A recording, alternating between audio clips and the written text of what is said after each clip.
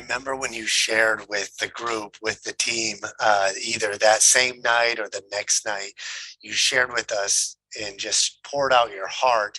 And I remember when you said, this trip, God has confirmed to me that he wants me to be a missionary. And I went, yes, he's going to be a missionary. And then you said in Gambia. And I went, okay, we'll take it. We'll take it. We need people here in Senegal, but hey, I've been praying for somebody to go to Gambia. And we were so excited to hear that. Now, you were single at the time. And when you take these construction trips, all right, usually, correct me if I'm wrong, is it most of the time people who go on those trips are either single guys who have the means to go on the trip because they're, not married, or I won't say old couples, but I'll say more established couples with that kind of sound more accurate. I mean, obviously you're going to Yes. get different range, but that seems to be the common that I found. It's either young single guys and then established couple. We'll just say It's established couples. true. It's not the place to meet young ladies. It's definitely. Exactly.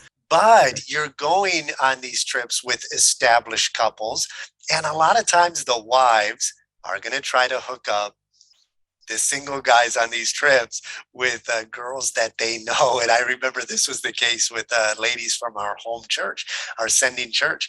I think Julie told me, because I wasn't there, but they were kind of showing pictures or maybe talking to you about some of the single available girls at our home church, Fostoria Baptist, and maybe going through Facebook, showing you different photos. And you were disinterested. You probably got that a lot, right? And you're like, yeah. Well, then Julie, okay, and correct me if I'm wrong, maybe I'm exaggerating, but Julie said, well, I'll tell you what, Daniel, I've got somebody I'd like to show you a picture of.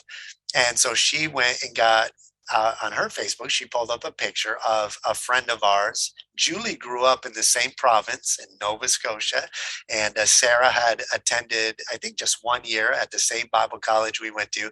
But Julie knew this family. They're also a supporting church, the church that Sarah was attending. And so Julie showed you a picture of Sarah. And I think she told me your reaction was your jaw dropped and you started drooling, and immediately you were starstruck. Tell us a little bit about that moment and kind of, I'll share one more story with that, but this was the beginning of your journey with you and Sarah. Tell us a little bit about that.